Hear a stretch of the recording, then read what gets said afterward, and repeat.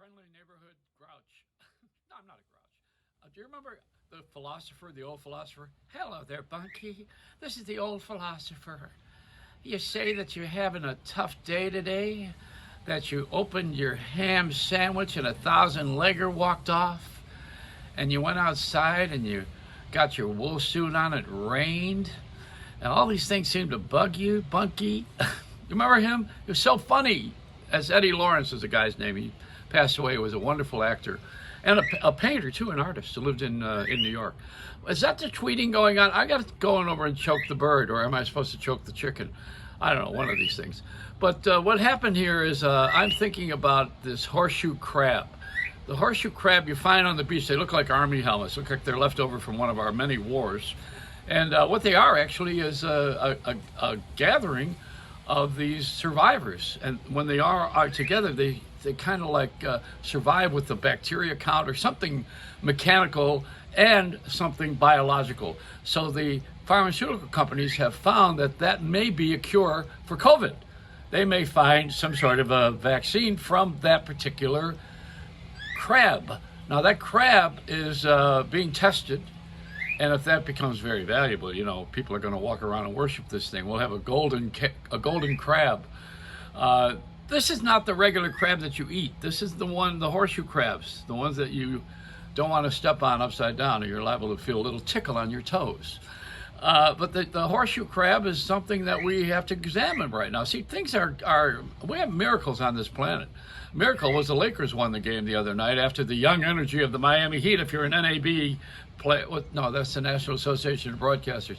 Oh, the NBA. They have to follow the same rules, which is young people, young energy, and older people who have experience. So you put the two teams together, and you'll have something. The Miami Heat, all these young players, and even a 20-year-old white guy, and they're excellent. They got the passion, they got the energy. And the Lakers have all these old guys. Some of them look like they belong to the, I don't know what organization that LeBron James belongs to. His name is backwards anyway. It should be James LeBron. Just like Jimmy Butler is a real name. Can you imagine an actual real name on a guy? So LeBron James, making fun of his name, is a star player, and he's real tall. They're all tall. They're like Amazons. But you take that star player and put it together with a young person who's really dynamic, and then you have something. That's what we need to do on radio and television. That's why we don't have anybody late night on television. You got to have somebody that's really enthusiastic and fun, except for that little guy out of England that's on late night. He's interesting. He's a theatrical guy. But, you know, we need to develop people. We need a farm team of young people. I've been pushing for this because I'm an older guy, and, of course, you know, I can do it. I know how to do what I'm doing here. And I can pass it on. I know how to teach, and by modeling, by example. And if someone does what I do, they're liable to get into trouble. For instance, I am now drinking coffee black, and it's obviously indicated on the cup. But my favorite joke and story is about Pussy Green. Now, I don't want to talk too much about that, and it's nothing to do with Pussy Galore, which is the, isn't that James Bond character from the first movie? One of the first James Bond movies. There was a girl called Pussy Galore. Some of us refer to the person running for office as Pussy Galore. But this is a different deal. Anyway, the Pussy Galore is the saying, and Pussy, big pussy, was on The Sopranos. We got a lot of this pussy word around, and people all know that it's a double meaning, you know. But it's not one of the seven that you can't say. You can say pussy all day. You can say dick all day, and people will think you're talking about some guy named Richard. But you know, and there's a lot of people who are my age who are just a bunch of dicks, not named Richard. But they don't want to do what needs to be done for the young people, which is, first of all, get out of the way. Secondly, to help them to get to where you are by sharing your experience, your strength, and your hope, which is what we want to do. That's what my messages are on all of these things. This is not. I'm not doing a TikTok freak show. This is me actually passing on my particular sense of how we can get through all of these things. Since Wayne Dyer died, he was kinder and gentler, and PBS doesn't allow you to talk everyday language anyway. You know, they still live in the clouds, and I'm not talking about the cloud from Apple. They still have their heads up their noses, you know. And some people would like to put all of their efforts into the election.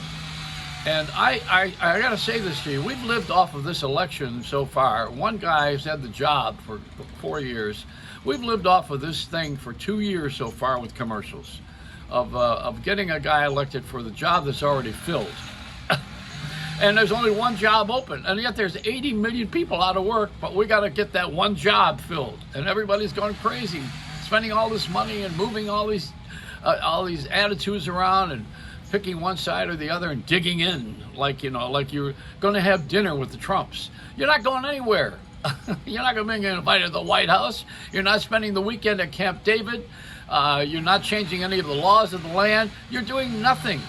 And some of these guys who are just trying to pack it in for themselves, they live better than you'll ever live.